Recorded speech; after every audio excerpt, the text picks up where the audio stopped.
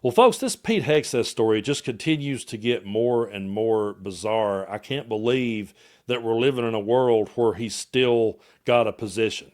In any other era, he would have been fired a long time ago, but he's still here. And what it's looking like more and more is that Donald Trump is going to throw Hegseth under the bus, and Hegseth is going to throw the Admiral under the bus, and they're all going to try to duck and dodge accountability. Now, I decided against playing the clips that I saw of poor Jessica Tarloff trying to make it make sense on Fox News. That literally hurt my head sitting there, and I felt it right here in the front of my head when I watched Jesse Waters and her talk about it. Man, she must have a hell of a contract to do that job, because Jesus Christ, to sit there next to somebody that idiotic, which he's a paid actor, but still yet, even if I knew he was a paid actor and I knew he wasn't that way behind the scenes, I couldn't sit there and do it. It would drive me nuts. But I can't believe that we're in a world where stuff like this has to be broke down and explained to people. And I can't believe we live in a world where a president tweets 400 times in an hour because he gets upset over something he sees, and then puts stuff out into the world and omits words from it so that he can make it fit the narrative he wants. I'm going to read you this article here from MidasNews.com. And this one was written by J.D. Wolf. Trump omits key words from law that he implied Democrats violated. So he won't see these people locked up. He reshared a post that said they should be hung because Washington would do it. And he omitted words from this law so that he could try to blame it on the Democrats. So up late Sunday night, Trump posted a selectively edited excerpt of U.S. C-18 2387, a statute on military insubordination, an implied attack on Democratic lawmakers who recently posted a video urging troops to refuse unconstitutional or unlawful orders. The lawmakers are Alyssa Slotkin, Mark Kelly, Jason Crow, Chris DeLuzio, Maggie Goodlander, and Chrissy Houlihan. So right here's what Trump shares. There are laws that impact our nation. Read Title 18, Chapter 115, Section 2387. Whoever with intent to interfere, impair, influence the loyalty, moral, or discipline of the military and naval forces, then ... to be fined or imprisoned up to 10 years. Commander Kirk Lippold, U.S. Navy retired, this is right on point. Do what has to be done. But here's what you need to understand. We'll keep reading the article here. However, Trump highlighted only the law's opening reference to influencing military loyalty, morale, or discipline, and its 10-year penalty, while omitting key language that limits the crime to urging insubordination, disloyalty, mutiny, or refusal of duty. The missing portion is central to the statute's meaning, defining what conduct actually triggers criminal liability. The comments from Democratic lawmakers reflect existing military doctrine. Under the Uniform Code of Military Justice, service members have an affirmative duty to disobey illegal orders. By cropping out the statute's operative elements, Trump's post reframed the Democratic lawmakers' reminder of his constitutional limits as a potential felony. His closing line, "Do what has to be done," furthers his threats to once again prosecute his political opponents. And there's where he reshared the "hang them high" George Washington would. Previously, Trump amplified a post calling for their execution and wrote seditious behavior punishable by death. And now Trump, who reacted strongly against the video, is struggling to find a law that will allow him to prosecute the Democratic lawmakers. Trump has resorted to posting a law that has key portions omitted. And that's the man that's in charge. And that's the man that in the back of his mind says to himself, I have immunity from the Supreme Court. I can do whatever the hell he wants to do. And it's absolutely crazy to me that we're here. It's crazy to me that people are letting this stuff slide. And it's crazy to me that, as bad as I hate to say it, I don't have any faith that anything's going to come of any of this. I think we can talk about it. I think we should talk about it. I think we should never stop talking about it. But I just have no faith that anything's ever going to stick to him. Because this next clip I'm going to show you of him and Hegseth sitting together, there's not another world in your place of business, wherever you work, that you could get away with saying what Hegseth was. I'm going to talk more about that when we watch this.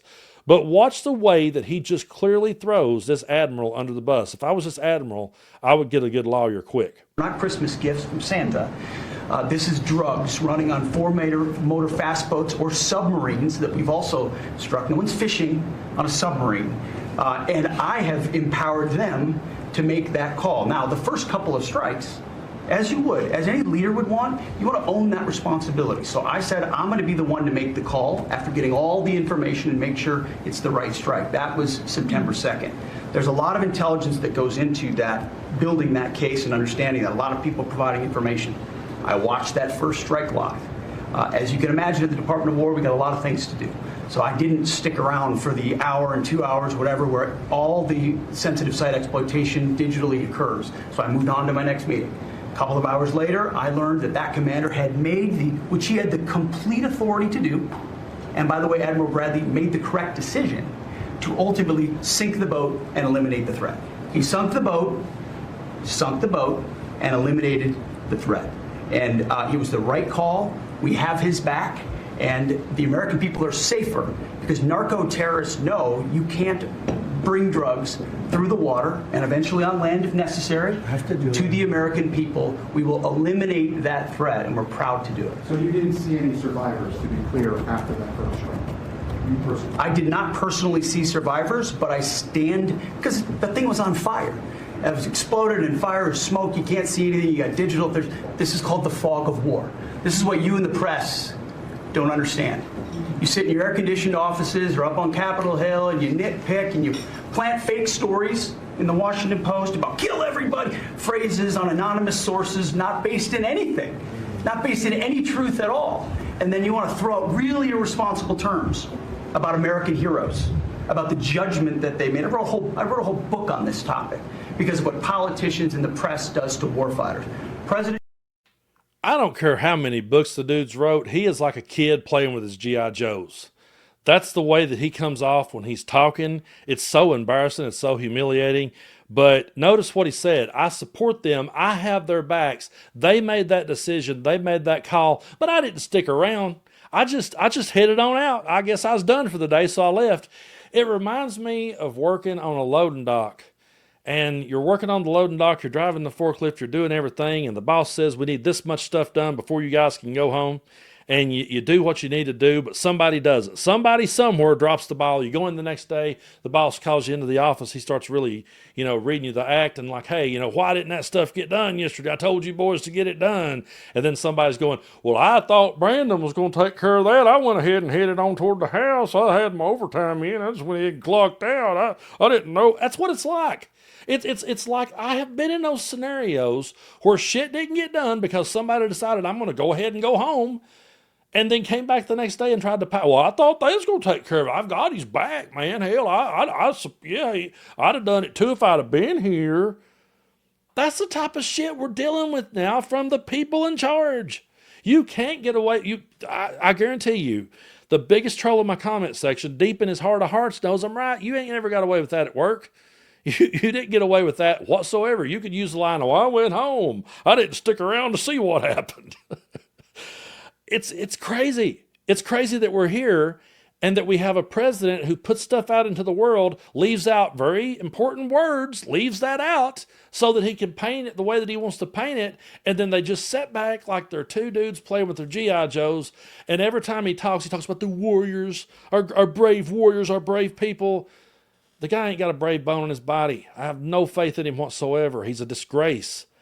And it's crazy to me to watch people pass the buck. And the craziest part of this whole story to me is the fact that I guarantee you that Hegseth could throw the Admiral under the bus, everybody be fine with it. They just blame it on the Admiral. Trump could throw Hegseth under the bus. They'd say Hegseth was a Biden appointee.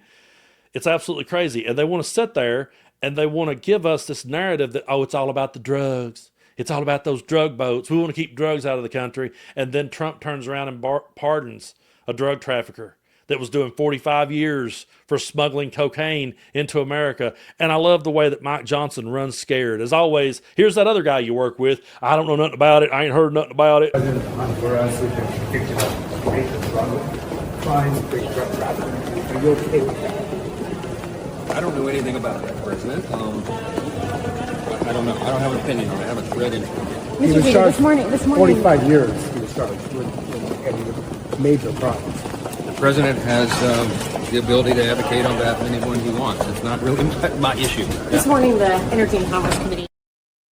It's not really my issue. I have seen that play out at work. I have literally seen that play out. I've seen the guy that's walked up and they're like, why wouldn't there 15 pallets put on that trailer? Well, that was Brando's job. That was him. I thought that's what he was going to do. I don't know nothing about it. I don't know. He's the forklift driver. He's the one that puts it on there. I know he's got the authority to do it, but it wasn't me. I don't know what about. That's what it's like. That's the people in charge, the transparent people, the people that are for full transparency. Yeah, they don't know nothing about it. That's one of their favorite lines. One of Trump's favorite lines. Trump says it all the time. Now, it's the first I'm hearing about it. It's the first I'm hearing about it. You can't get away with it anywhere else. There's not another place in this world where you can get away with that type of bullshit. But they will, and nobody will give a shit. And it's absolutely crazy. It's ridiculous that we're here. We shouldn't have to be talking about this day in and day out. All I ever set out to do was just sit down on a bar stool and play some country songs in a smoky bar. That's it. And I prefer the smoky bars, even though I don't smoke. I can't really sing like when I'm out there and it's just there's no smoke in the room. It's kind of weird to me. But not getting sidetracked. I just wanted to sit and play my guitar. But I'd be damned if I'm going to sit back and be quiet about this. I do not miss playing the music the way that I used to. I couldn't sit there with all this going on in the world and sing Kumbaya to nobody. So it's crazy to me that we're here, but as I always say, we'll continue to call it out and continue to shine a light on it. And I want to thank y'all so much for helping me to grow this channel and get us to where we're at. We're growing every day, and I appreciate you so much. Appreciate you for sticking with me, and hope everyone has a great holiday season.